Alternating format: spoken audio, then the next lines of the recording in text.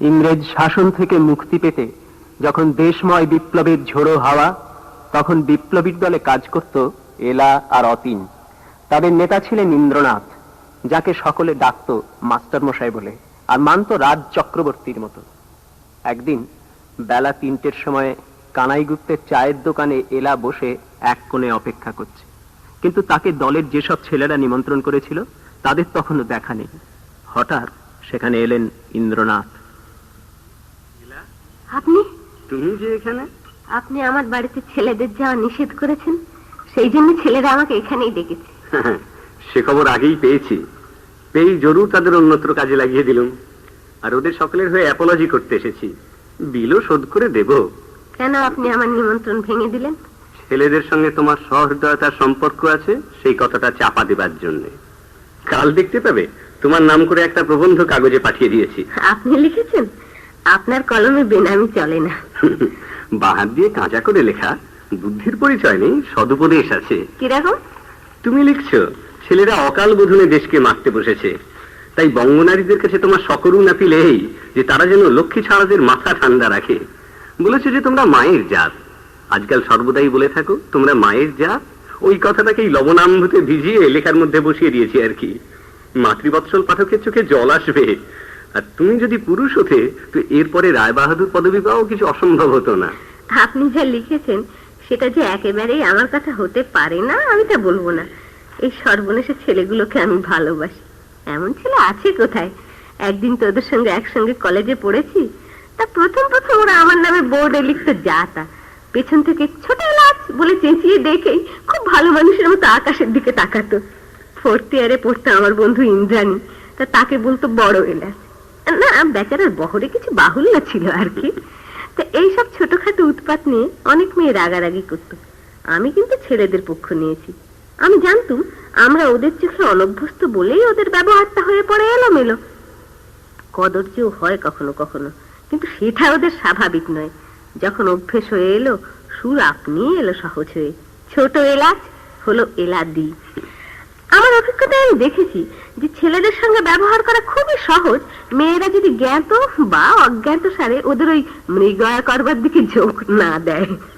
তারপর একে একে দেখলুম ওদের মধ্যে সবচেয়ে ভালো যারা, যাদের ইতরতা নেই, মেয়েদের পরে সম্মান যাদের পুরুষের যোগ্য, অর্থাৎ কলকাতার রসিক ছেলেদের মতো যাদের রস গাঁজিয়ে ওঠা নয়, তারাই ছুটল মৃত্যুদূতের পিছনে মরিয়া হয়ে। তারা প্রায় সবাই আমার মতো বাঙাল। তা মাস্টার মশাই, ওরাই যদি মরতে ছোটে, আমি চাইনি ঘরের কোণে বেঁচে থাকতে। কিন্তু মাস্টার মশাই সত্যি কথা বলবো, যতই দিন যাচ্ছে আমাদের উদ্দেশ্যটা উদ্দেশ্য না হয়ে কিরকম নেশা হয়ে উঠছে। আমাদের কাজের পদ্ধতি চলেছে যেন নিজের বেতালা ঝোঁকে, বিচার শক্তির বাইরে। ভালো লাগছে না। এমন সব ছেলেদের কোন অন্তঃশক্তির কাছে বলি দেওয়া হচ্ছে, আমার বুক ফেটে যায়। বৎসে, এই যে ধিক্কার, এইটাই কুরুক্ষেত্রের উপক্রমণিকা। অর্জুনের মনেও ক্ষোভ জেগেছিল। ডাক্তারি শিখবার গোড়ায় মরা কাটবার সময় ঘৃণায় আমি প্রায় মূর্ছা গিয়েছিলাম, কিন্তু ওই ঘৃণাটাই ঘৃণ্য। শক্তির গোড়ায় নিষ্ঠুরের সাধনা, শেষে হয়তো ক্ষমা। তোমরা বলে থাকো যে মেয়েরা মায়ের জাত, কথাটা আদৌ গৌরবের নয়। মা তো প্রকৃতির হাতে শতই বানানো, জন্তু জানোয়ারেরাও বাদ যায় না। তার চেয়েও বড় কথা তোমরা শক্তি রূপিণী, আর এইটাকেই প্রমাণ করতে হবে দয়া মায়ার জলা জমি পেরিয়ে গিয়ে শক্ত ডাঙায়। শক্তি দাও, পুরুষকে শক্তি দাও। আপনাকে কথা কওয়াতে ভালোবাসি, কিন্তু এখন সে নয়। আমি নিজে কিছু বলতে ইচ্ছে করি। কি বলো? আপনি একটা অন্যায় করছেন, এ কথা না বলে থাকতে পারলাম না। কি অন্যায়? আপনি উমাকে বিয়ে করতে হুকুম করেছেন। সে তো বিয়ে করতে চায় না। কে বললে সে চায় না? সে আপনার সামনে প্রতিজ্ঞা করেছিল যে বিয়ে করবে না। তখন সেটা ছিল সত্য, কিন্তু এখন আর তাতে সত্য নেই। প্রতিজ্ঞা উমা আপনি ভাঙতো, আমি ভাঙালেও মোর অপরাধ বাঁচিয়ে দিলুম। আপনি জানেন যে উমা সুকুমারকে ভালোবাসে। সেই জন্যই তোকে তফাৎ করতে চাই। ভালোবাসার শাস্তি? ভালোবাসার শাস্তির কোনো মানে নেই। তাহলে তো বসন্ত রোগ হয়েছে বলেও শাস্তি দিতে হয়, কিন্তু গুটি বেরোলে ঘর থেকে বার করে রোগীকে হাসপাতালে পাঠানোই শ্রেয়। তাহলে সুকুমারের সঙ্গে বিয়ে দিলেই তো হয়। কেন? সুকুমার তো কোনো অপরাধ করেনি। ওর মতো ছেলে আমাদের মধ্যে কজন আছে? ও যদি নিজেই উমাকে বিয়ে করতে রাজি হয়? অসম্ভব নয়। আর সেই জন্যই এত তাড়া। ওর মতো উঁচু দরের পুরুষের মনে বিভ্রম ঘটানো মেয়েদের পক্ষে অত্যন্ত সহজ। সৌজন্যকে প্রশ্রয় বলে সুকুমারের কাছে প্রমাণ করা ও দু এক ফোঁটা চোখের জলেই সম্ভব হতে পারে। কি রাগ করছে শুনে? এই সমস্ত উৎপাতের আশঙ্কা সত্ত্বেও আপনি মেয়ে পুরুষ একত্র করেছেন কেন? তার কারণ শরীরটাতে ছাই দিয়েছে যে সন্ন্যাসী, আর প্রবৃত্তিকে ছাই করেছে যে ভস্মকুণ্ড, সেই সমস্ত ক্লিপদের দিয়ে কাজ হবে না বলে। যখন দেখবো যে আমাদের দলের কোন অগ্নি উপাসক অসাবধানে নিজের মধ্যেই অগ্নিকাণ্ড ঘটাতে বসেছে, দেব তাদের সরিয়ে। আমাদের অগ্নিকাণ্ড দেশ জুড়ে নেবানো মন নিয়ে তা হবে না, আর হবে না তাদের নিয়ে যারা আগুন চাপতে জানে না। মাস্টার মশাই, আমাকে আপনি তবে ছেড়ে দিন। এতখানি ক্ষতি করতে বলো কেন? আপনি জানেন না। জানি না কি বললে? দেখা গেল একদিন তোমার খদ্দরেও একটুখানি রং লেগেছে, জানা গেল অন্তরে অরুণোদয়। তুমি একজনকে ভালোবেসেছো, এই তো? তা তোমার মন তো আর পাষাণে গড়া নয়। যাকে ভালোবাসো তাকেও জানি, অনুশোচনার কোনো কারণ দেখছি না। আপনি বলেছিলেন এক মনা হয়ে কাজ করতে হবে, সকল অবস্থায় তা সম্ভব না হতে পারে। সকলের পক্ষে নয়, কিন্তু ভালোবাসার গুরুভারে তোমার ব্রত ডুবাতে পারে তেমন মেয়ে তুমি নও। আমি তো আপনাদের কোনো কাজে লাগিনি, সেটা আপনি জানেন। তোমার কাছ থেকে তো কাজ চাইনি, কাজের সব কথা তো জানাইও না তোমাকে। কেমন করে তুমি নিজে বুঝবে যে তোমার হাতের রক্ত চন্দনের ফোঁটা ছেলেদের মধ্যে কি আগুন জ্বালিয়ে দেয়? সেটুকু বাদ দিয়ে কেবল সুখময় নিয়ে কাজ করাতে গেলে পুরো কাজ পাবো না। দেখো, আমরা কামিনী কাঞ্চন ত্যাগী নই। যেখানে কাঞ্চনের প্রভাব সেখানে কাঞ্চনকে অবজ্ঞা করি না, আর যেখানে কামিনীর প্রভাব সেখানে কামিনীকে বেদিতে বসিয়েছি। আপনার কাছে মিথ্যে বলবো না, আমি বুঝতে পারছি যে আমার এই ভালোবাসা দিন দিন আমার অন্য সকল ভালোবাসাকে ছাড়িয়ে যাচ্ছে। কোনো ভয় নেই, খুব ভালোবাসো, খুব ভালোবাসো। শুধু মামাস্বরে দেশকে যারা ডাকাডাকি করে তারা চির শিশু। দেশ বৃদ্ধ শিশুদের মা নয়, দেশ অর্ধ নারীশ্বর। মেয়ে পুরুষের মিলনেই তার উপলব্ধি। কিন্তু এই মিলনকে নিস্তেজ করো না সংসার পিঁজড়ে বেঁধে। কিন্তু তবে আপনি যে উমাকে মা কালু, ভালোবাসা শুষ্ক রুদ্ররূপ ওরা সইতে পারবে কি করে? তাই যে দাম্পত্যের ঘাটে ওদের সকল সাধনার অন্ত্যেষ্টি সৎকার, সময় থাকতে সেখানে ওই দুজনকে গঙ্গা যাত্রায় পাঠাচ্ছি। সে কথা যাক, তোমাকে একটা প্রশ্ন করব।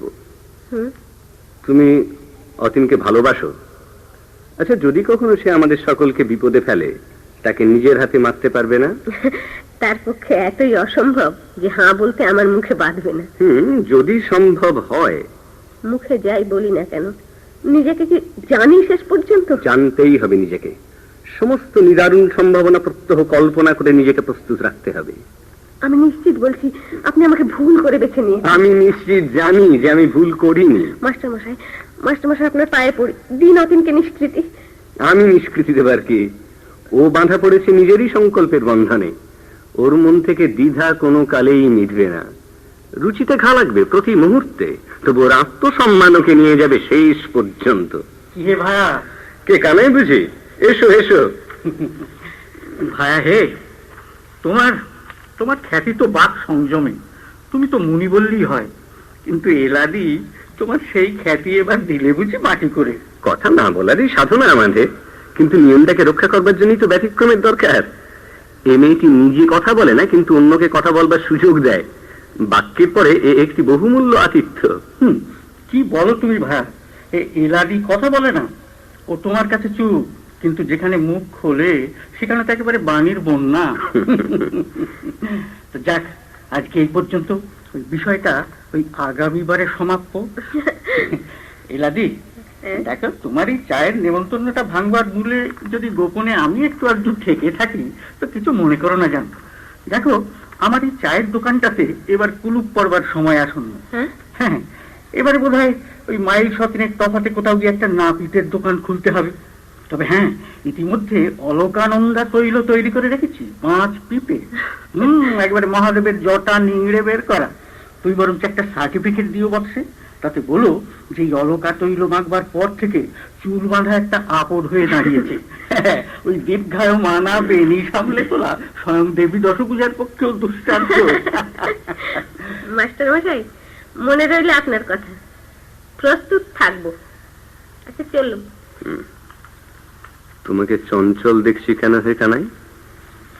সম্প্রতি ওই রাস্তার ধারে আমার এই সামনের টেবিলেই বসে গোটা 3 গুন্ডা ছেলে একটু বীর রস প্রচার করছিল। অবশ্যই আওয়াজেই বোঝা যায় যে জং বৃষভেরই পুষ্টি বাছুর ওরা। তো আমি তো সিটিশনের নমুনা শুদ্ধ ওদের নামে পুলিশে রিপোর্ট করে দিয়েছি। তবে তো দেখছি তোমার ঢাকনির ফুটো দিয়ে গন্ধ বেরিয়ে পড়েছে, মাছির আমদানি শুরু হলো বলে। সন্দেহ নেই, সন্দেহ নেই। ভাইয়া, আমি বলি কি, এখনই ছড়িয়ে ফেলো তোমার ছেলের দলকে দূরে দূরে।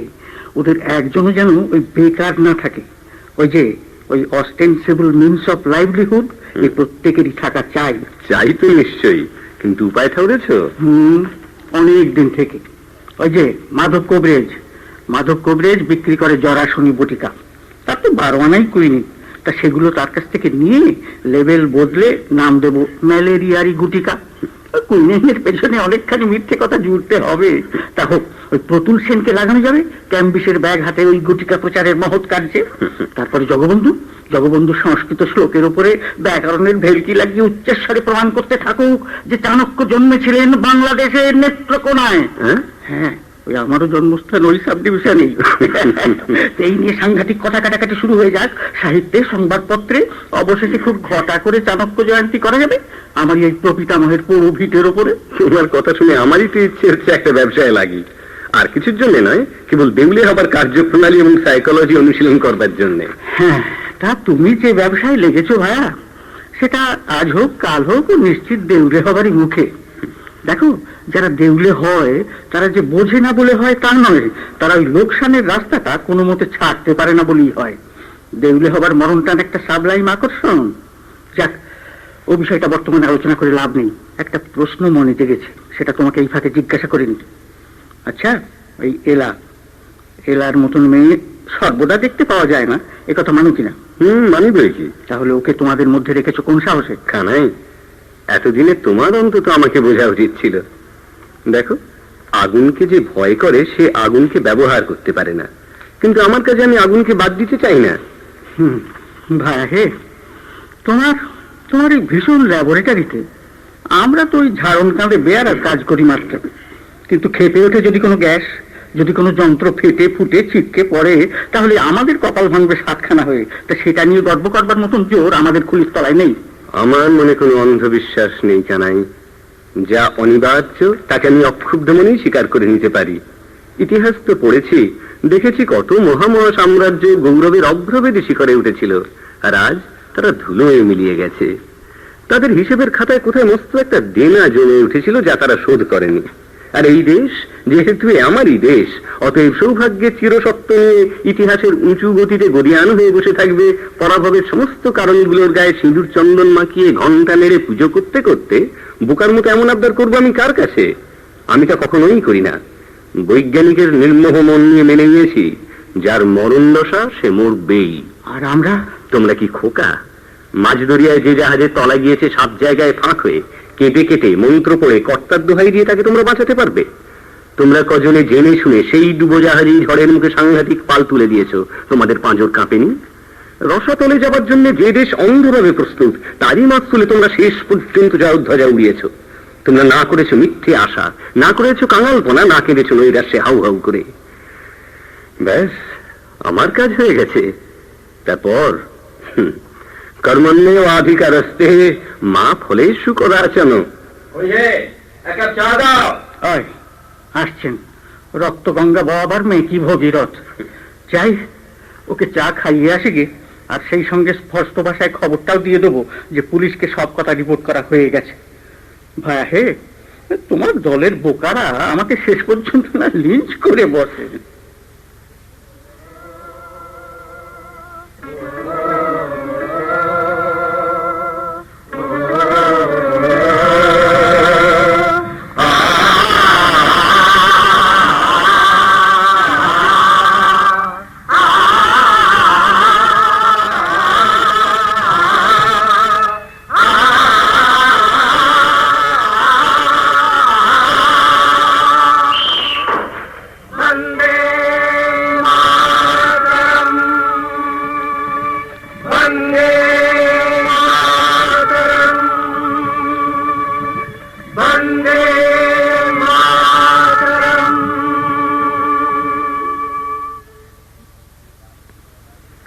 তারপর একদিন বিকেলবেলা এলা তার দোতলার ঘরে একা বসে ওই নারায়ণ স্কুলের খাতা দেখছে।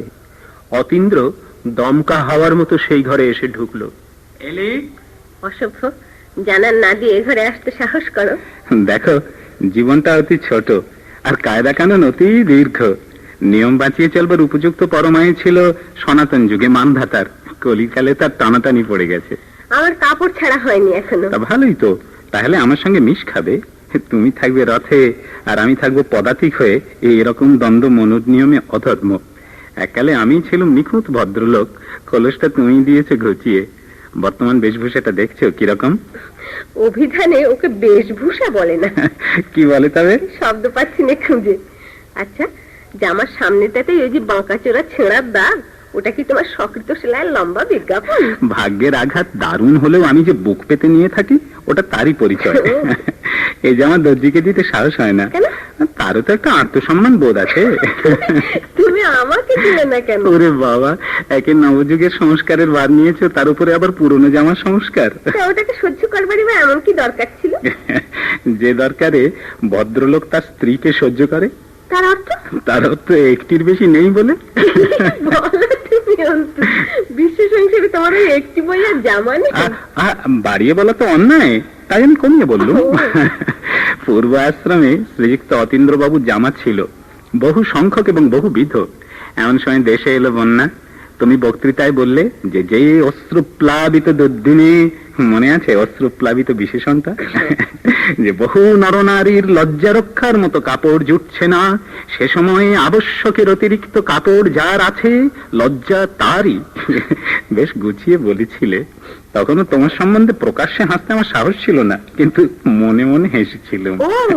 কারণ আমি নিশ্চিত জানতুম যে আবশ্যকের বেশি জামা ছিল তোমার বাক্সে। কিন্তু এও জানতুম যে মেয়েদের যদি 50 রঙের 50টা জামা থাকে তো 50টাই অত্যাবশ্যক। তা আমি দেখলাম সেদিন যে দেশ হিতৈষিনীদের মধ্যে এবারে রেশারেশি চলেছে যে কে কত দান সংগ্রহ করে এনে দিতে পারে। আমি এনে দিলাম আমার কাপড়ের তরঙ্গ তোমার চরণতলে। কি কথা? আমি কি জানি আমার নিঃশেষ করে দেবে? আর দুঃখ করো না, একান্ত শোচনীয় নয়। দুটো জামা রাঙিয়ে রেখে দিলুম নিত্য আবশ্যকের গরজে, পালা করে কেচে পড়া চলছে। ও, দুটো আছে? আরো দুটো আছে, এই আপদ ধর্মের জন্য ভাঁজ করা। মানে যদি কোনোদিন কোনো সন্দিগ্ধ সংসারে ভদ্রবংশীয় বলে প্রমাণ দেবার প্রয়োজন ঘটে তো ওই জামা দুটোতে রইল সার্টিফিকেট। আচ্ছা, এইবার বলো তো দেখি তোমার জরুরি কথাটা কি? জানো, হঠাৎ কবিতার একটা পদ মনে পড়ে গেছে, অথচ কোথায় পড়েছি কিছুতেই মনে আসছে না। সকাল থেকে হাওয়া হাতড়িয়ে বেড়াচ্ছি, তাই তোমাকে জিজ্ঞাসা করতে এলাম। অত্যন্ত জরুরি দেখছি। আচ্ছা বলো। একটু ভেবে বলো কার রচনা। হ্যাঁ, তোমার চোখে দেখেছিলাম আমার সর্বনাশ। কোনো নামজাদা কবির তো নয়। তো পূর্বশ্রুত বলে মনে হচ্ছে না তোমার? চেনা গলার আভাস পাচ্ছি একটুখানি। তো অন্য লাইনটা গেল কোথায়? আমার বিশ্বাস ছিল যে অন্য লাইনটা আপনিই তোমার মনে আসবে। তোমার মুখে যদি একবার শুনি তাহলে নিশ্চয় মনে আসবে। বেশ, তবে শোনো। প্রহর শেষের আলোয় রাঙা সেদিন চৈত্র মাস, তোমার চোখে দেখেছিলাম আমার সর্বনাশ। অন্তু আজকাল কি পাগলামি শুরু করেছে তুমি? সেই চৈত্র মাসের বারবেলা থেকেই তোমার পাগলামি শুরু। আজ সেইখানে আমি তোমাকে ডাক দিতে এলুম, তোমার কাজের ক্ষতি করব। থাক, থাকে পড়ে আমার কাজ। আলোটা জ্বেলে দিই। না না, থাক। দেখো, আলো প্রত্যক্ষকে প্রমাণ করে। চলো দীপহীন পথে সেই অপ্রত্যক্ষের দিকে। মনে আছে 4 বছরের কিছু কম হবে, স্টিমারে খেয়া পার হচ্ছি মোকামার ঘাটে। তখনও আগাড়ে ছিলাম পৈতৃক সম্পত্তির ভাঙা কিনারটাকে, আর সেটা ছিল দেনার গর্তে ভরা। গায়ে সিল্কের পাঞ্জাবি, পাট করা মুগার চাদর কাঁধে, একলা বসে আছি ফার্স্ট ক্লাস বেকের বেতের কেদারায়। আর তুমি জনসাধারণের দলে, কোমর বেঁধে ডেক প্যাসেঞ্জার। হঠাৎ একেবারে দ্রুত বেগে এসে পড়লে আমার সামনে। আজও চোখের উপর দেখতে পাচ্ছি তোমার সেই ব্রাউন রঙের শাড়ি। চেষ্টাকৃত অসংকোচে ভান করেই প্রশ্ন করলে, আপনি খদ্দের পরেন না কেন? মনে পড়ছে? খুব স্পষ্ট। তোমার মনের ছবিকে তুমি কথায় কওয়াতে পারো, আর আমার ছবি একদম বোবা। এলি, তোমার গলার এই সুরটি শুনেই আমার সর্বশরীর চমকে উঠল। অপরিচিতা মেয়েটির সেই অভাবনীয় স্পর্ধায় সেদিন যদি রাগ করতে পারতুম, তাহলে সেদিনকার খেয়াতরি এত বড় আঘাতায় পৌঁছিয়ে দিত না। ভদ্রপাড়াতেই দিন কাটতো চলতি রাস্তায়, কিন্তু মনটা আর্দ্র দেশলাই কাঠির মতো, রাগের আগুন জ্বলল না। অহংকার তো আমার স্বভাবের সর্বপ্রধান সদ্গুণ, তাই ধাঁ করে মনে হলো যে মেয়েটি যদি আমাকে বিশেষভাবে পছন্দ না করত, তাহলে এমন বিশেষভাবে ধমক দিতে আসতো না। খদ্দের প্রচারও তো একটা ছুতো, সত্যি কিনা বলো? কতবার বলেছি, অনেকক্ষণ ধরে ডেকের কোণে বসে তোমাকে চেয়ে চেয়ে দেখছিলাম। ভুলে গিয়েছিলাম যে সেটা আর কেউ লক্ষ্য করছে কিনা। মনে হলো কোথা থেকে এলো এই অতি দূর জাতের মানুষটি, চারিদিকের পরিমাপে তৈরি নয়। তখনই মনে মনে পণ করলুম যে এই দুর্লভ মানুষটিকে টেনে আনতে হবে। না, কেবল আমার নিজের কাছে নয়, আমাদের সকলের কাছে। আমার কপালে তোমার এক বচনের চাওয়াটা চাপা পড়লো ওই বহু বচনের চাওয়ার তলায়।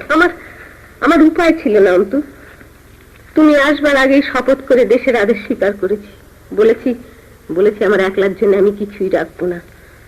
দেশের কাছে আমি বাগদত্তা। শপথ করে সত্য গ্রহণ করেছিলাম যে বিয়ে করব না।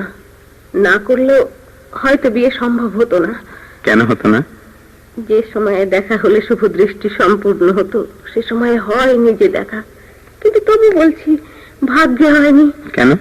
কি ক্ষতি হতো তাতে? আমার জীবন সার্থক হতো, কিন্তু কতটুকুই বা তার দাম। কারো মতো নাও যে তুমি, মস্ত তুমি। তফাতে আছি বলেই তো দেখতে পেলুম। সামান্য আমাকে দিয়ে তোমাকে জড়িয়ে ধরবার কল্পনা করতেও আমার ভয় হয়। আমার ছোট সংসারের প্রতিদিনের তুচ্ছতার মানুষ হবে তুমি। আমি কত ওপরে মুখ তুলে তোমার মাথা দেখতে পাই, তোমাকে বোঝাবো কেমন করে? কিন্তু আমরা তো বায়োলজির সংকল্প বহন করে এসেছি পৃথিবীতে। সঙ্গে সঙ্গে এনেছি জীব প্রকৃতির নিজের যোগানো অস্ত্র আর মন্ত্র। সেগুলো ঠিক মতো ব্যবহার করতে জানলে সস্তায় আমরা জিতে নিতে পারি আমাদের সিংহাসন। কিন্তু সাধনার ক্ষেত্রে পুরুষকে প্রমাণ করতে হয় তার শ্রেষ্ঠতা। সেই শ্রেষ্ঠতা যে কি, ভাগ্যক্রমে আমি তা জানবার সুযোগ পেয়েছি। পৃথিবীতে সবচেয়ে জঘন্য যে স্পাইয়ের ব্যবসা, সেই ব্যবসায় মেয়েদের নৈপুণ্য পুরুষের চেয়ে বেশি। এই কথা যখন বইয়ে পড়লুম, তখন বিধাতার পায়ে মাথা খুঁড়ে বলেছি, 7 জন্মে যেন আমি মেয়ে হয়ে না জন্মাই। আমি মেয়ের চোখে দেখেছি পুরুষকে, তাই সব কাটিয়ে তাদের ভালোকে দেখতে পেয়েছি, তাদের বড়কে।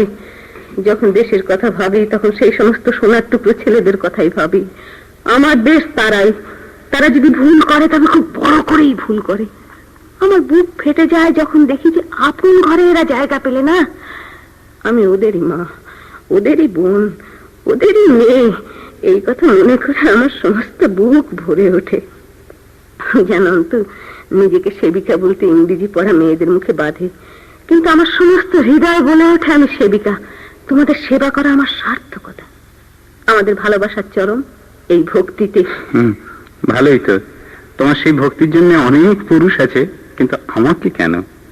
মেয়েদের সম্বন্ধে যে ফদ্দটা তুমি দিলে, ওই যে মা, বোন, মেয়ে, তার মধ্যে প্রধান একটা বাদ পড়ে গেল। বোধ করি আমারই কপাল দোষ।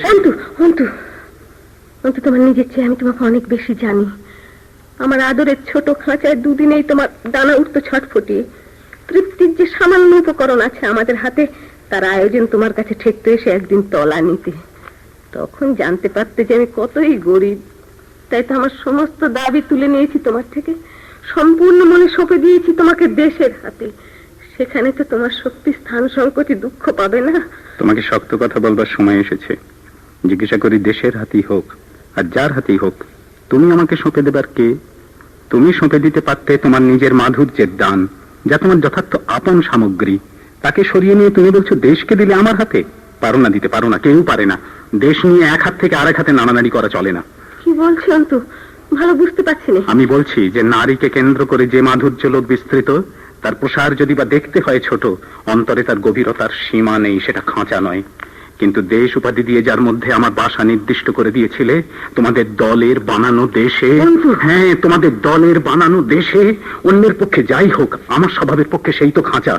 আমার আপন শক্তি তার মধ্যে সম্পূর্ণ প্রকাশ পায় না বলে অসুস্থ হয়ে পড়ে, বিকৃতি ঘটে তার। যা তার যথার্থ আপন নয়, তাকে ব্যক্ত করতে গিয়ে পাগলামি করে, লজ্জা পাই, অথচ বেরোবার দরজা বন্ধ। জানো না, আমার 2 পায়ে আঁট হয়ে লেগেছে বেড়ি। তোমার দলের লোকের কথার প্রতিধ্বনি করে বললে যে জগতে একটি মাত্র কর্তব্যের পথ বেঁধে দিয়েছো তোমরা কজনে। তোমাদের সেই শান বাঁধানো সরকারি কর্তব্য পথে ঘুর খেয়ে খেয়ে কেবলই ঘুলিয়ে উঠছে আমার জীবন স্রোত। সরকারি কর্তব্য? হ্যাঁ, তোমাদের স্বদেশী কর্তব্যের জগন্নাথের রথ।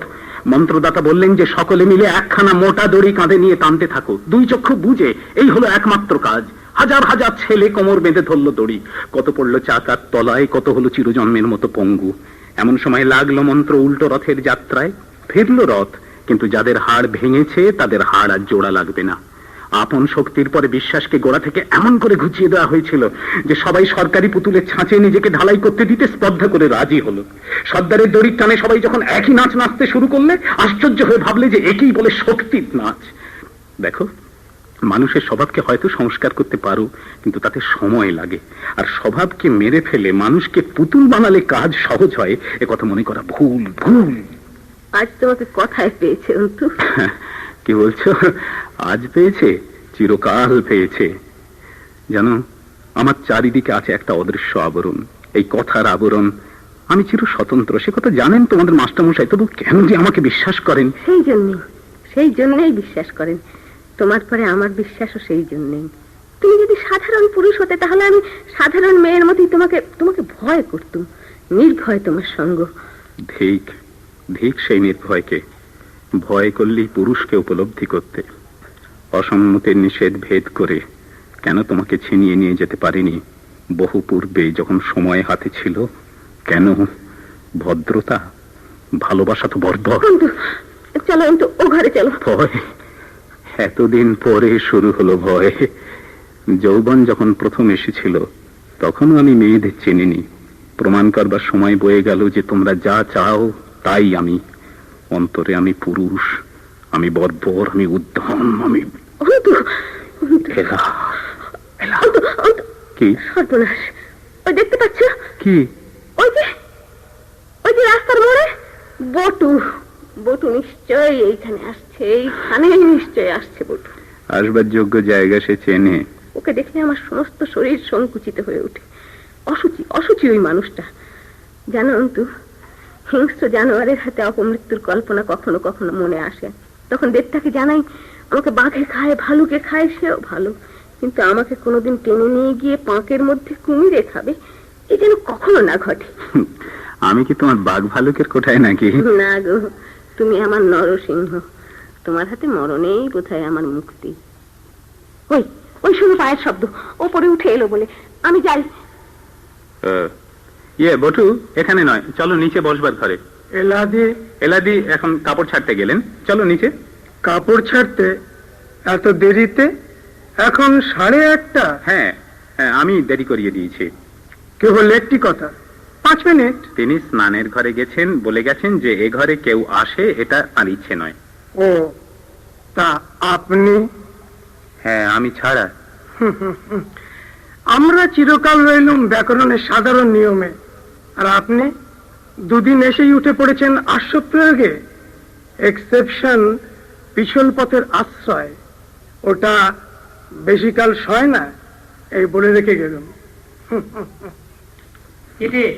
কে? কার? তোমার দিদিমণির? না, আপনারই হাতে দিতে বললে। আমার? কে? চিনি না। এলার বাড়িতে আর নয়, তাকে কিছু না জানিয়ে এই মুহূর্তেই চলে এসো। ও ও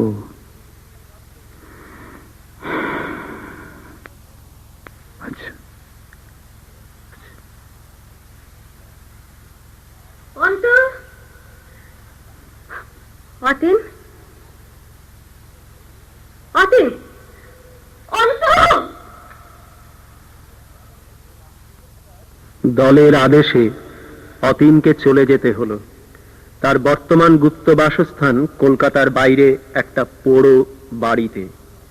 সেখানে দিনের শেষ প্রহরে কানাই গুপ্তের প্রবেশ। অতীন চমকে ওঠে। আপনি যে? গোয়েন্দাগিরিতে ব্যাটাটা বুঝিয়ে দেবেন?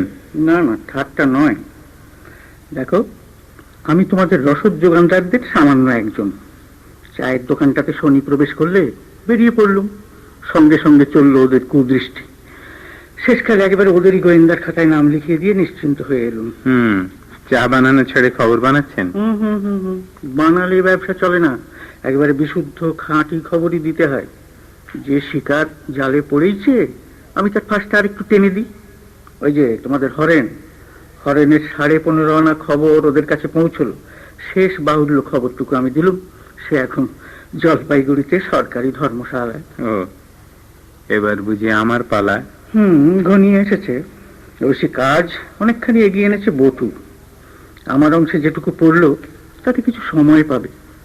আচ্ছা, সাবেক বাসায় থাকতে হঠাৎ তোমার ডায়েরিটা হারিয়েছিল, মনে আছে? খুব মনে আছে। সেটা পুলিশের হাতে নিশ্চিত পড়তো, কাজেই আমাকেই চুরি করতে হলো। সে কি, আপনি? হ্যাঁ, সাধু যার সংকল্প ভগবান তার সহায়। একদিন সেটা লিখছিলে, আমারই কৌশলে সরে গেলে 5 মিনিটের জন্যে, সেই অবসরে সরিয়ে ফেললুম। আপনি আপনি কি সবটা পড়েছেন? পড়েছি বইকি বাবাজি, সবটাই পড়েছি। কি বলবো বাবাজি, আমার যদি কোনো মেয়ে থাকতো আর এমন লেখা সে যদি তোমার কলম থেকে বের করতে পারতো, তাহলে সার্থক মানতুম নিজের পিতৃপদকে। দেখো, সত্যি কথা বলি, তোমাকে দলে জড়িয়ে ইন্দ্রনাথ ভাইয়া দেশের লোকসানি করেছেন। আপনাদের ব্যবসার কথা দলের সবাই জানে? কেউ না। মাস্টারমশাই? বুদ্ধিমান, আন্দাজ করতে পারেন, কিন্তু আমাকে জিজ্ঞাসাও করেননি, শোনেননিও কিছু আমার মুখ থেকে। তা আমাকে বললেন যে? এইটাই আশ্চর্যের কথা। দেখো বাবাজি, আমার মতন সন্দেহজীবী মানুষ যদি কাউকে, মানে একজন কাউকে বিশ্বাস করতে না পারে, তাহলে দম আটকে মরে। আমি ভাবুক নই আর বোকাও নই, তাই ডায়েরি রাখিনি। কিন্তু যদি রাখতুম তাহলে তোমার হাতে দিতে পারলে মনটা খোলসা হতো। কেন মাস্টারমশাইয়ের? মাস্টার মশাইয়ের কাছে খবর দেওয়া চলে, কিন্তু মন খোলা চলে না। দেখো, ইন্দ্রনাথের প্রধানমন্ত্রী আমি, কিন্তু তার সব কথা যে আমিও জানি তা মনেও করো না। আমার বিশ্বাস, আমাদের দলের যারা আপনি ঝরে পড়ে, ইন্দ্রনাথ তাদের এই আমারই মতন ঝেঁটিয়ে ফেলে দেয় ওই পুলিশের পাশতলায়। কাজটা গর্হিত কিন্তু নিষ্পাপ। বলে রাখছি, একদিন ওরই বা আমারই সাহায্যে তোমার হাতে শেষ হাত করি পড়বে, তো তখন কিন্তু কিছু মনে করো না বাবাজি। না। এই দেখো, তোমার এই বাড়িতে আসবার খবরটা বটুই প্রথম থানার কানাকানি বিভাগে জানালো। কাজে আমাকে টেক্কা দিতে হলো। আমি একবার ফটোগ্রাফ তুলে ওদের কাছে দিয়ে এলো। যাক, এখন কাজের কথাটা বলি। 24 ঘন্টা সময় দিচ্ছি তোমাকে। তারপরেও যদি এখানে থাকো, তাহলে আমি তোমাকে থানার পথে এগিয়ে দেবো। এখান থেকে কোথায় যেতে হবে সবিস্তারে তার রাস্তাঘাট এই লিখে এনেছি। এর অক্ষর তোমার জানা আছে, তবু মুখস্থ করেই ছিঁড়ে ফেলো। এই দেখো ম্যাপ। রাস্তার এই পাশে এই তোমার বাসা, এই স্কুল বাড়ির ঠিক কোণের ঘরে। আর এর সামনেই হচ্ছে পুলিশের থানা। সেখানে থাকে আমার এক সম্পর্কিত নাতি, রাইটার কনস্টেবল। তাকে আমরা রাঘব বোয়াল বলি। 3 পুরুষে পশ্চিমে বাস। তো বাংলা পড়াবার মাস্টারি পেয়েছো তুমি। সেখানে গেলেই রাঘব তোমার তরঙ্গ ঘাটবে, পকেট ঝাড়া দেবে, গুটো গাথাটাও দিতে পারে। তো সেইটা কি ভগবানের দয়া বলে মনে করো? হ্যাঁ, কারণ ওই বাঙালি মাত্রই যে শ্যালক সম্প্রদায় ভুক্ত, এই তত্ত্বটি রঘুবীরের হিন্দি ভাষায় সর্বদাই প্রকাশ পেয়ে থাকে। তা তুমি তার কোন রকম রূঢ় প্রতিবাদের চেষ্টা মাত্র করো না, আর প্রাণ থাকতে দেশে ফিরে এসো না। আচ্ছা, বাইসাইকেলটা রইল বাইরে, ইশারা যখনই পাবে চলে বসো। এসো বাবাজি, শেষ দিনের মতো তোমার সঙ্গে কোলাকুলিটা সেরে নিই।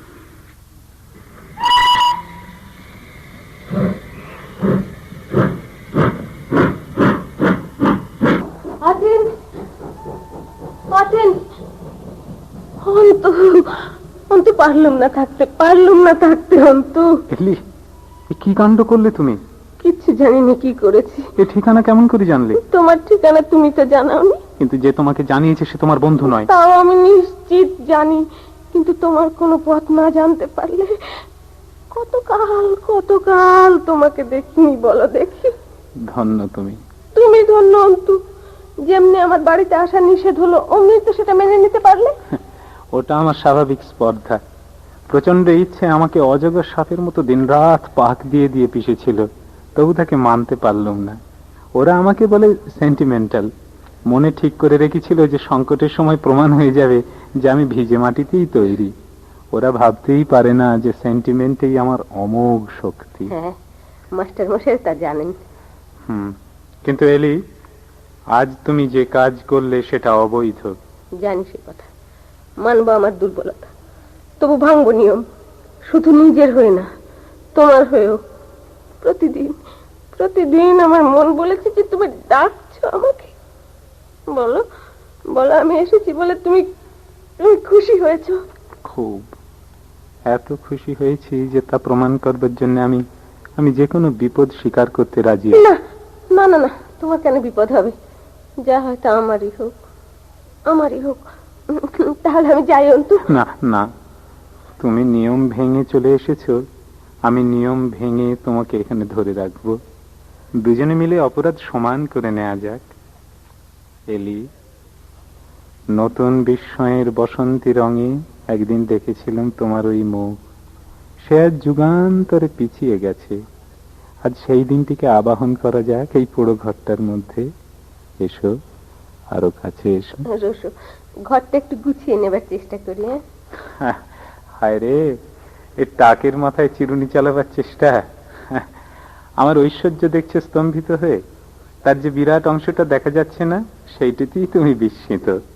দেখো, আমাদের পা খোলসা রাখতে হয়। দৌড় মারবার সময় মানুষও পিছু ডাকে না, আর জিনিসপত্রও না। কিছু দূরে পাটকলের মজুদদের বস্তি, তারা আমাকে মাস্টারবাবু বলে ডাকে। চিঠি পড়িয়ে নেয়, ঠিকানা লিখিয়ে নেয়, বুঝিয়ে নেয় যে ওই দেনা পাওনার রসিদ সব ঠিক হলো কিনা। তো এদের কোনো কোনো সন্তান বৎসলার শখ যে ছেলেকে একদিন মজুর শ্রেণী থেকে হুজুর শ্রেণীতে ওঠাবে। আমার সাহায্য চাই, ফল ফুলুরি এনে দেয়, কারো বা ঘরে গরু আছে, দুধ জুগিয়ে থাকে। আচ্ছা অন্তু, কোনে ওই যে সিন্দুকটা, ওটা কার সম্পত্তি? অজায়গায় একলা থাকতেই তো বেশি করে চোখে পড়তে হয়। অলক্ষীর ঝাঁটার মুখে রাস্তা থেকে এসে পড়েছে এই ঘরটাতে একজন মারবাড়ি, তৃতীয় বারকার দেউলে। আমার সন্দেহ হচ্ছে যে দেউলে হওয়াটাই ওর সর্বপ্রধান ব্যবসা। ওই পোড়ো দালানটা ওর দুজন ভাইপোর ট্রেনিং একাডেমি। তারা রোজ ভোরবেলায় ছাতু খেয়ে কাজ করতে আসে। বস্তির মেয়েদের জন্য সস্তা দামের কাপড় রাঙায়, বেচে মূলধনের সুদ দেয়, আর আসলেরও কিছু কিছু শোধ করে। আর এই যে মাটির গামলাগুলো, এগুলো ওগুলোতে রং গোলা হয়, কাপড়গুলো তুলে রেখে যায় ওই বাক্সের ভেতরে। তাছাড়া ওতে আছে ওই বস্তির মেয়েদের প্রসাধনযোগ্য নানা রকম জিনিস, বেলোয়ারি চুড়ি, চিরুনি, ছোট আয়না, পেতলের বাজু। রক্ষা করবার ভার আমার ওপর, আর এই বাড়িতে নাকি একজন প্রেতাত্মা আছেন তার উপর।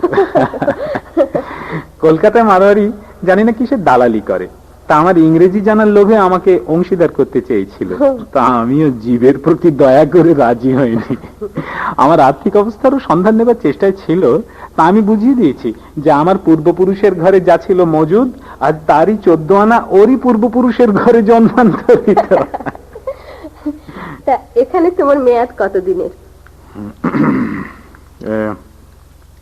আন্দাজ করছি 24 ঘন্টা। হ্যাঁ হ্যাঁ, ওই আঙিনায় রসে বিগলিত নানা রঙের লীলা সমানে চলবে দিনের পর দিন, আর এই অতীন্দ্র বিলীন হয়ে যাবে পাণ্ডুবর্ণ দূর দিগন্তে।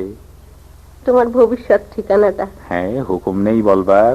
তাহলে কি কল্পনাও করতে পারবো না যে তুমি কোথায় আছো? হ্যাঁ হ্যাঁ, কল্পনা করতে দোষ কি? ওই মানস সরোবরের তীরটা দেখো, বেশ ভালো জায়গা। মাফ করো অন্তু, অন্তু আমাকে মাফ করো। তোমাকে মাফ করবার কি আছে এলি?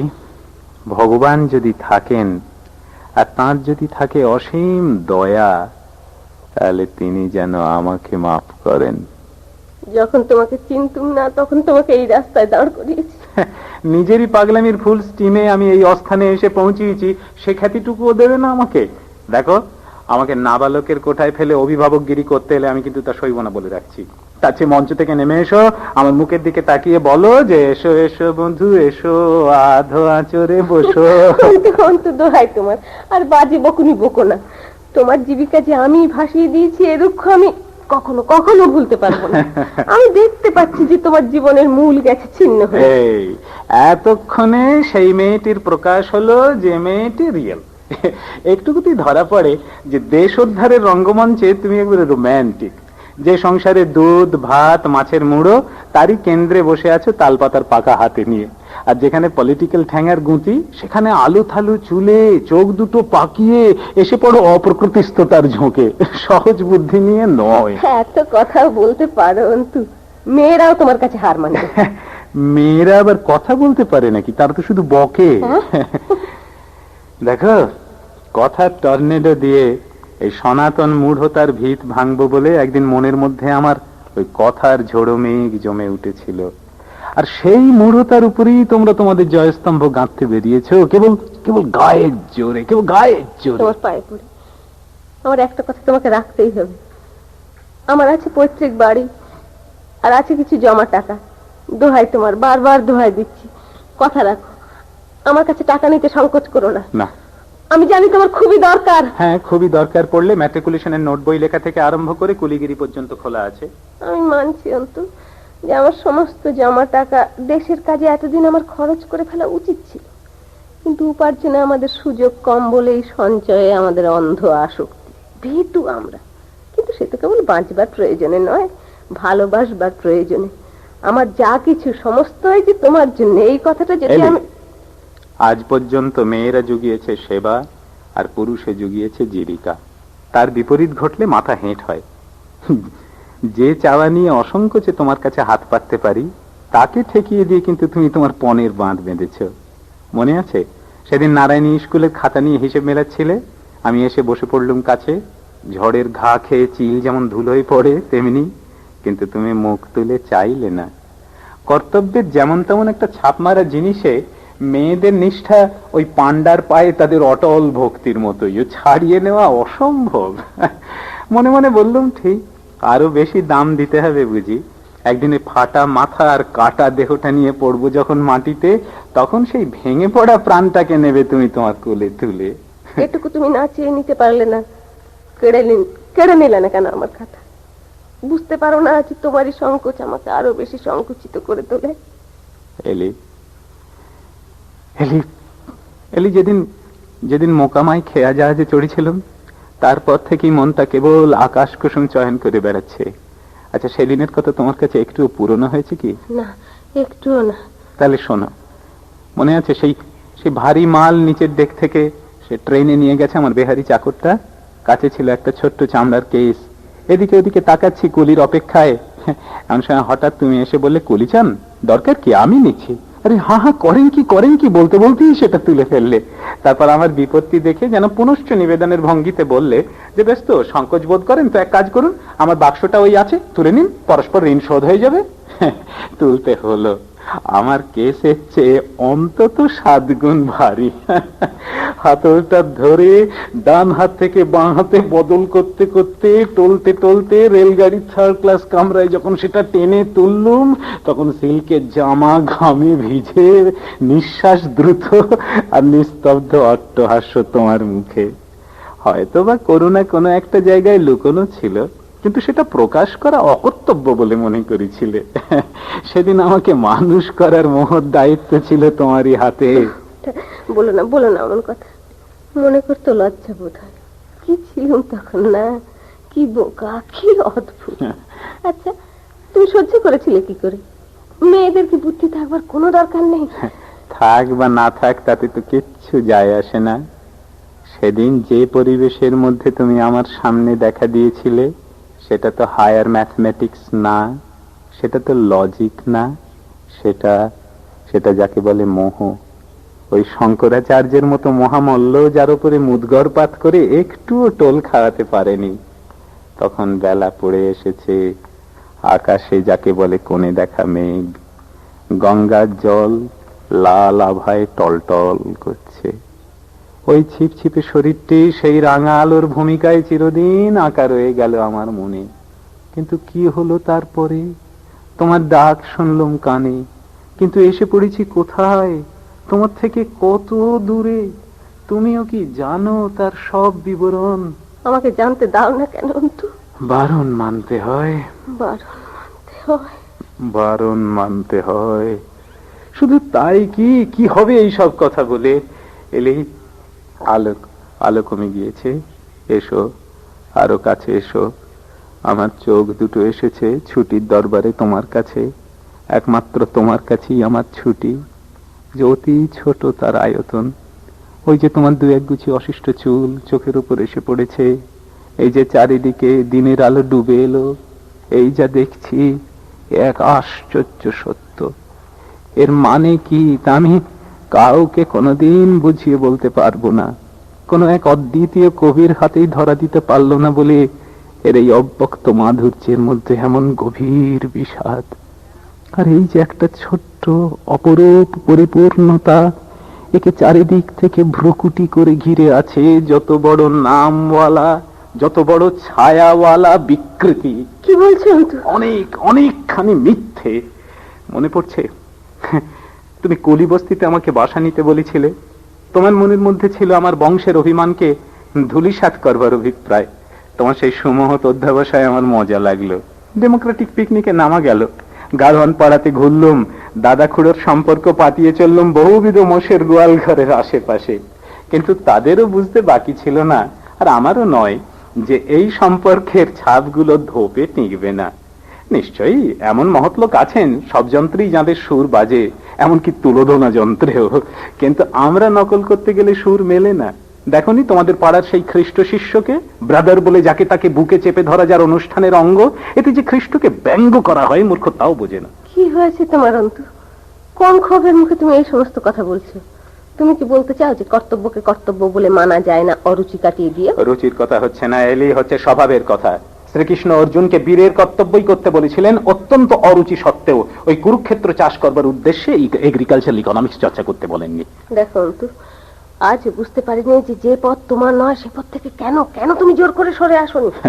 অনেক কথা জানতুম না, অনেক কথা ভাবিনি এ পথে প্রবেশ করবার আগে। একে একে এমন সব ছেলেকে আমি দেখলাম যে বয়সে যারা ছোট না হলে আমি তাদের পায়ের ধুলো নিতুম। তারা চোখের সামনে কি দেখেছে, কি সয়েছে, কি অপমান হয়েছে তাদের, সেসব দুর্বিষহ কথা কোথাও কোনোদিন প্রকাশ হবে না। এরই অসহ্য ব্যথায় আমাকে খেপিয়ে তুলেছিল। তারপরে কি তোমার মত বদলে গেল?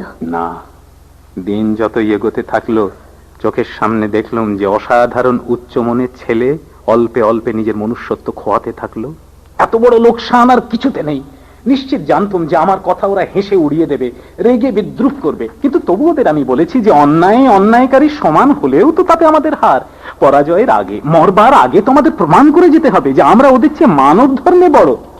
আমার কথা যে ওরা কেউ বোঝেনি তা নয়, কিন্তু সে কতজনই বা কতজন। কিছুকাল থেকে এই ভয়ঙ্কর ট্র্যাজেডির চেহারা আমার চোখের সামনে স্পষ্ট হয়ে উঠেছে অন্তু। গৌরবের আহ্বানে নেমেছিলাম, কিন্তু লজ্জা বেড়ে উঠছে প্রতিদিন। সব বুঝতে পারছি, তবু অন্তু আমাদের দেশের কাজ নিয়ে কিছুদিন থেকে এমন কঠিন ধিক্কার দিয়ে তুমি কথা বলো, সে আমাকে বড় বাজে। তার কারণ কি সে কথা এখন না বললেও হয়, সময় চলে গেছে। তবু বলো। না বলো। আমি আজ স্বীকার করব তোমার কাছে যে তোমরা যাকে পেট্রিয়ট বলো আমি সেই পেট্রিয়ট নই। না, পেট্রিয়টিজমের চেয়ে যা বড় তাকে যারা সর্বোচ্চে না মানে তাদের পেট্রিয়টিজম ওই কুমিরের পিঠে চড়ে পার হবার খেয়া নৌকো। মিথ্যাচরণ, নীচতা, পরস্পরকে অবিশ্বাস, ক্ষমতা লাভের চক্রান্ত, গুপ্তচর বৃত্তি একদিন এদের টেনে নিয়ে যাবে পাকের তলায়। আমি স্পষ্ট দেখতে পাচ্ছি সেই গর্তের ভিতরকার কুশ্রী জগৎটার মধ্যে এই যে দিনরাত সে মিথ্যের বিষাক্ত হাওয়ায় আমি কখনোই নিজের স্বভাবের সেই পৌরুষকে রক্ষা করতে পারবো না, যাতে পৃথিবীর কোনো বড় কাজ করতে পারা যায়। এই কথা সত্য ভাষায় হয়তো বলতে পারতাম। এই সুরঙ্গের মধ্যে লুকোচুরি করে দেশ উদ্ধারের চেষ্টার চেয়ে সেটা হতো চিরকালের বড় কথা। কিন্তু এই জন্মের মতো আমার বলবার সময় হলো না। ফিরে এসো অন্তু। আর ফেরবার পথ নেই। কেন নেই? অজায়গায় যদি বা এসে পড়ি সেখানকার দায়িত্ব আছে শেষ পর্যন্ত। ফিরে এসো অন্তু। এত বছর ধরে যে বিশ্বাসের মধ্যে বাসা নিয়েছিলাম তার ভিত তুমি ভেঙে দিয়েছো। আমাকে উদ্ধার করে নিয়ে যাও। আমার চুপ করে থেকো না অন্তু। বলো অন্তু, একটা কথা বলো। এখনই তুমি হুকুম করো, আমি ভাঙবো পণ। ভুল করেছি আমি, আমাকে মাফ করো। উপায় নেই। কেন উপায় নেই? নিশ্চয় আছে। আমি স্বয়ম্বর, আমাকে বিয়ে করো অন্তু। আর সময় নষ্ট করতে পারবো না। গান্ধর্ব বিবাহ হোক, আমাদের সহধর্মিনী করে নিয়ে যাও তোমার পথে। বিপদের পথ হলে নিয়ে যেতুম সঙ্গে, কিন্তু যেখানে ধর্ম নষ্ট হয় না। থাক ওইসব কথা থাক। এলা, এই জীবনের নৌকা ডুবির অবসানে কিছু সত্য এখনো বাকি আছে। তারই শেষ কথা শুনি তোমার মুখে। কি বলবো? বলো যে তুমি আমাকে ভালোবেসেছো। হ্যাঁ, বেসেছি। বলো যে আমি যে তোমাকে ভালোবেসেছি সে কথা তোমার মনে থাকবে আমি যখন থাকবো না তখনও। আবার বলছি অন্তু, কিছু নাও আমার হাত থেকে। নাও আমার এই গলার হাত। কিছুতেই না। কেন? অভিমান? হ্যাঁ অভিমান। এমন দিন ছিল তখন যদি দিতে পড়তুম গলায়, আজ দিলে পকেটে। অন্নাভাবের গর্তটার মধ্যে আমি ভিক্ষে নেব না তোমার কাছে। না, আমাকে সঙ্গিনী করে। লোভ দেখিও না এলা, অনেকবার বলেছি আমার পথ তোমার নয়। তবে সে পথ তোমারও নয়। ফিরে এসো, ফিরে এসো অন্তু। অন্তু, নিশ্চয় যেন তুমি চলে গেলে এক মুহূর্তে আমি বাঁচবো না। তুমি ছাড়া আর কেউ নেই আমার। আজ যদি বা এ কথায় সন্দেহ করো, তাহলে একান্ত মনে আশা করি মৃত্যুর পর সে সন্দেহ সম্পূর্ণ ঘটাবার একটা কোন চলুন। আরেকটু থাকো না, কোথায় যাচ্ছে? কিচ্ছু জানি না। আমি তোমার সেবিকা, সেবিকা, আমাকে ফেলে যেও না, যেও না। ছেড়ে দাও এলা। ফিরিয়ে আনো, ফিরিয়ে আনো। সুখদা, এখানে কেন এলে? বিপদ আছে জেনেই এসেছি। তোমার বিপদের কথা কে ভাবছে? এখানকার খবর তোমাকে কে দিলে? বটু। তবু বুঝলে না মতো? বুঝবার মতো বুদ্ধি আমার ছিল না, আমার প্রাণ হাঁপিয়ে উঠেছে। তোমাকে মারতে পারলে আমি এখনই মারতাম। যাও ঘরে ফিরে, ট্যাক্সি আছে বাইরে, যাও।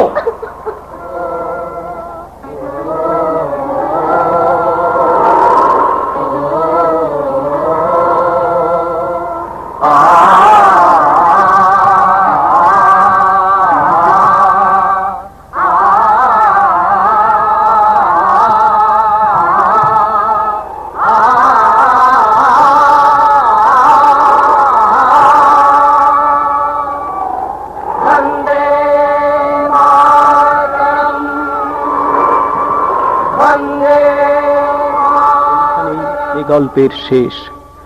এখন সামান্য একটু উপসংহার খালি বাকি আছে।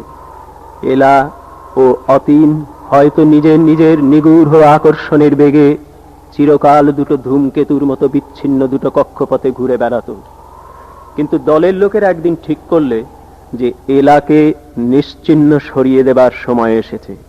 তাই বহুদিন পর অতীন আবার এলো এলার বাড়িতে। বহুদিন পর আবার দুজনার মুখোমুখি দেখা হলো এলার বাড়ির ছাদে। বাড়িতে তখন আর কেউ নেই। রাত তখন প্রায় 11টা। কি চেহারা তোমার? মনে হয় নয়। তবে কি সত্যি? কি সত্যি? তোমাকে সর্বনেশে ব্যামোয় ধরেছে। নানা ডাক্তারের নানা মত, বিশ্বাস না করলেও চলে। নিশ্চয় তোমার খাওয়া হয়নি। ও কথা থাক। কেন এলে? কেন এলে অন্তু? এরা যে তোমাকে ধরবার অপেক্ষায় আছে। হ্যাঁ, ওদের নিরাশ করতে চাই না। কেন এলে? নিশ্চিত বিপদের মধ্যে। এখন উপায় কি? কেন এলুম সেই কথাটা যাবার ঠিক আগেই বলে চলে যাব। ইতিমধ্যে যতক্ষণ পারি আমি ওই কথাটাই ভুলে থাকতে চাই। নিচের দরজাগুলো আমি বন্ধ করে দিয়ে এসেছি। এসো, বসো ওই ছাদের উপর বসো। এলা, মন সহজ করো, যেন কিছু হয়নি, যেন আমরা দুজনে আছি লঙ্কা কাণ্ড আরম্ভ হবার আগে সুন্দর কাণ্ডে। কি তোমার হাত এমন বরফের মতো ঠান্ডা কেন? কাঁপছে যে? ভয় করছে এলি? কিসের ভয়? কিসের? সমস্ত কিছুর, এই প্রত্যেকটা মুহূর্তের ভয় তোমার জন্য অন্তু, আর কিচ্ছুর জন্য নয়। এলি, মনে করতে চেষ্টা করো যে আমরা আছি 50 কিংবা 100 বছর পরেকার এমনি একটা নিস্তব্ধ রাত্রে।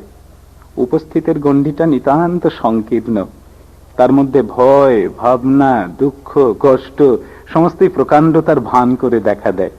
আর মৃত্যু মুখোশখানা টান মেরে ফেলে দেয়, মৃত্যু অত্যুক্তি করে না। আচ্ছা এলি, রাত্রে একলা বসে কখনো মৃত্যুর স্নিগ্ধ সুগভীর মুক্তি অনুভব করেছ, যার মধ্যে আছে চিরকালের ক্ষমা? তোমার মতো অত বড় করে দেখবার শক্তি আমার নেই অন্তু। তবু তোমাদের কথা মনে করে উদ্বেগে যখন অভিভূত হয়ে পড়ে মন, তখন এই কথাটা খুব নিশ্চিত করে অনুভব করতে চেষ্টা করি যে মরা সহজ। হ্যাঁ, পিছনে সে মরণের কালো পর্দাখানা নিশ্চল টানা রয়েছে অসীমে, আর তারই ওপর দিয়ে জীবনের কৌতুক নাট্য নেচে চলেছে অন্তিম অঙ্কের দিকে।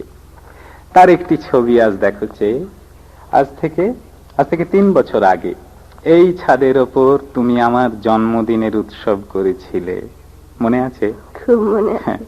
তোমার ভক্ত ছেলের দল সবাই এসেছিল, চিঁড়ে ভেজেছিলে, সঙ্গে ছিল কলাইশুটি সিদ্ধ, মরিচের গুঁড়ো ছিটানো। সবাই মিলে খেলো কাড়াকাড়ি করে। অন্তু, অন্তু কেন এলে এমন করে বেড়া আগুনের মধ্যে? জানি জানি বাঁচবার ইচ্ছে নাই তোমার। তাই যদি হয় তাহলে কটা দিন কেবলমাত্র আমাকে দাও, তোমাকে সেবা করবার শেষ অধিকার। পায়ে পড়ি তোমার। কি হবে, কি হবে সেবা? ফুটো জীবনের ঘটে ঢালবে সুধা। উফ, তুমি জানো না, তুমি জানো না কি অসহ্য ক্ষোভ আমার। শুশ্রূষা দিয়ে তার কি করতে পারো যে মানুষ নিজের সত্য হারিয়েছে? সত্য হারাওনি তুমি অন্তু, সত্য তোমার অন্তরে আছে অক্ষুণ্ণ হয়ে। হারিয়েছি, হারিয়েছি। বলো না এমন কথা। আমি যে কি তা যদি তুমি জানতে পারতে, তোমার মাথা থেকে পা পর্যন্ত শিউরে অন্তু তুমি অন্তু আত্মনিন্দা বাড়িয়ে তুলছো কল্পনায়। নিষ্কাম ভাবে যা তুমি করেছো তার কলঙ্ক কখনোই লাগবে না তোমার স্বভাবে। স্বভাবে? স্বভাবকে হত্যা করেছি, সব হত্যার চেয়ে পাপ। কোনো অহিতকে সমূলে মারতে পারিনি, সমূলে মেরেছি কেবল নিজেকে। আর সেই পাপে আজ তোমাকে হাতে পেলেও তোমার সঙ্গে মিলতে পারবো না। পানি গ্রহণ, এই হাত নিয়ে। কিন্তু কেন এই সমস্ত কথা? আজ বলা যাক যত সব হালকা কথা, হাসতে হাসতে সেই জন্মদিনের ইতিবৃত্তটা শেষ করিনি। হ্যাঁ, কি বলো এলি? অন্তু মন দিতে পারছি না অন্তু। এলি, আমাদের দুজনের জীবনে মন দেবার যোগ্য যা কিছু, সে কেবল এইরকম গোটা কয়েক হালকা দিনের মধ্যে। ভোলবার যোগ্য ভারী ভারী দিনই তো বহু বিস্তর। আচ্ছা বলো অন্তু, বলো। মনে আছে সেই জন্মদিনের খাওয়া শেষ হয়ে গেল, হঠাৎ নিরোদের শখ হলো যে পলাশির যুদ্ধ আবৃত্তি করবে। উঠে দাঁড়িয়ে হাত নেড়ে আউড়িয়ে গেল যে কোথা যাও ফিরে চাও সহস্র কিরণ, বারেকে ফিরিয়া চাও ওগো দিনমণি। নিরোদ লোক ভালো, অত্যন্ত সাদাসিধে, কিন্তু নির্দয় তার স্মরণ শক্তি। সবটা ভেঙে ফেলবার জন্য আমার মন যখন হন্যে হয়ে উঠেছে, তখন ওরা ভবেশকে গান গাইতে অনুরোধ করলে। ভবেশ বললে যে হারমোনিয়াম সঙ্গে না থাকলেও হাঁ করতে পারে না। তোমার ঘরে তো ওটা ছিল না, আশান্বিত মনে ভাবছি যে এইবার উপসংহার। এমন সময় মনে আছে, এমন সময় শতু খামোখা তর্ক তুললে যে মানুষ জন্মায় জন্মদিনে না জন্মতিথিতে। আমি যত বলি থামো, সে থামে না, বলে জন্মদিনে না জন্মতিথিতে। তর্কের মধ্যে দেশাত্মবোধের ঝাঁঝ লাগলো, চড়তে লাগলো গলা, বন্ধু বিচ্ছেদ হয় আর কি। জন্মদিনে অন্তু অন্তু অন্তু আমার জন্মদিনকে একটা সামান্য উপলক্ষ করেছিলে। মহত্তর লক্ষ্য ছিল তোমার কর্মভাইদের একত্র করা। কোনটা লক্ষ্য আর কোনটা উপলক্ষ বাইরে থেকে বিচার করো না অন্তু। শাস্তির যোগ্য আমি, কিন্তু অন্যায় শাস্তির না। এলা ভয় করছে? এলা, আমাকে ভয় নেই তোমার? তোমাকে ভয়? কি যে বলো। হ্যাঁ, কি না করতে পারি আমি। পড়েছি পতনের শেষ সীমায়। সেদিন আমাদের দল অনাথা বিধবার সর্বস্ব লুট করে এনেছে। মন মতো ছিল বুড়ির গ্রাম সম্পর্কে চেনা লোক, খবর দিয়ে পথ দেখিয়ে সেই এনেছে দলকে। ছদ্মবেশের মধ্যেও বিধবা তাকে চিনতে পারলে, বলে উঠল, মনু বাবা তুই এমন কাজ করতে পারলি? তারপরে বুড়িকে আর বাঁচতে দিলে না। হ্যাঁ, যাকে বলি দেশের প্রয়োজন, সেই আত্মধর্মনাশের প্রয়োজনে টাকাটা এই হাত দিয়ে পৌঁছিয়েছে যথাস্থানে। আমার উপবাস ভেঙেছি আমি সেই টাকাতে। এতদিন পরে যথার্থ দাগি হয়েছি চোরের কলঙ্কে। চোরাই মাল ছুঁয়েছি, ভোগ করেছি। চোরাতীন্দ্রের নাম বটু ফাঁস করে দিয়েছে। পাছে প্রমাণাভাবে শাস্তি না পাই বা অল্প শাস্তি পাই, সেই জন্য পুলিশ সুপারিনটেন্ডেন্টের মারফত সে মকদ্দমা ইংরেজ ম্যাজিস্ট্রেটের আদালতে দায়ের না হয়ে যাতে ওই বাঙালি জয়ন্ত হাজরার এজলাসে ওঠে, কমিশনারের কাছ থেকে সেই হুকুম আনাবে বলে মন্ত্রণা করে রেখেছে। সে নিশ্চিত জানে যে কাল আমি ধরা পড়বই। ইতিমধ্যে ভয় করো আমাকে। আমি নিজে ভয় করি আমার মৃত আত্মার কালো ভূতটাকে। আজ তোমার ঘরে কেউ নেই। কেন? তুমি আছো। হ্যাঁ, আমার হাত থেকে তোমাকে বাঁচাবে কে?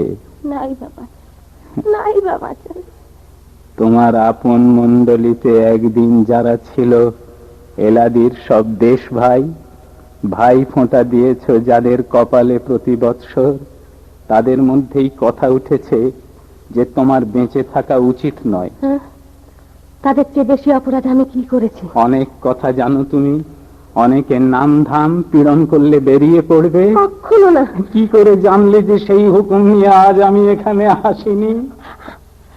হুকুমের জোর কত সে তো তুমি জানো এলা। সত্যি বলছি অন্তু, সত্যি। একটা খবর পেয়েছি। কি খবর? আজ ভোর রাত্রে পুলিশ আসবে তোমাকে ধরতে। নিশ্চিত জানতুম একদিন পুলিশ আমাকে ধরতে আসছে। কেমন করে জানলে? কাল বটুর চিঠি পেয়েছি। ও, সে খবর দিয়েছে পুলিশ আমাকে ধরবে। লিখেছে সে এখনো আমাকে বাঁচাতে পারে। কি উপায়? বলেছে যদি আমি তাকে বিয়ে করি তাহলে সে আমার জামিন হয়ে আমার দায় গ্রহণ করবে। কি জবাব দিলে তুমি তার? আমি সেই চিঠির উপরে কেবল লিখে দিলাম পিশাচ, আর কিছু নয়। ও, আমরা খবর পেয়েছি যে সেই বটুই আসবে কাল পুলিশকে সঙ্গে নিয়ে। তোমার সম্মতি পেলেই বাঘের সঙ্গে রফা করে তোমাকে ওই কুমিরের গর্তে আশ্রয় দেবার হিতব্রতে সে উঠে পড়ে লাগবে। তার হৃদয় কোমল। মারো আমাকে, মারো তোমার নিজের হাতে। তার চেয়ে সৌভাগ্য আমার কিছুতেই হতে পারে না। অন্তু, এবার মারো, একটু ভেবো না অন্তু। আমি যে তোমার সম্পূর্ণ, তোমার মরণেও তোমার নোংরা হাত লাগতে দিও না আমার গায়ে, আমার দেহ তোমার। যাও যাও, এখন শুতে যাও, হুকুম করছি তুমি শুতে যাও। অন্তু আমার রাজা, আমার দেবতা, তোমাকে কত ভালোবেসেছি আজ পর্যন্ত সম্পূর্ণ করে তা জানাতে পারলাম না। সেই ভালোবাসার দোহাই মারো আমাকে অন্তু, মারো তোমার নিজের হাতে। এখানে শো, ঘুমো। ঘুমাবে না।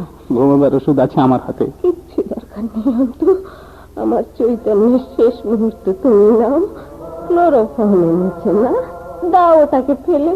বীরু নয় আমি, জেগে থেকে যাতে মরি তোমার কোলে তাই করো। শেষ চুম্বন আজ অপুরাণ হলো অন্তু।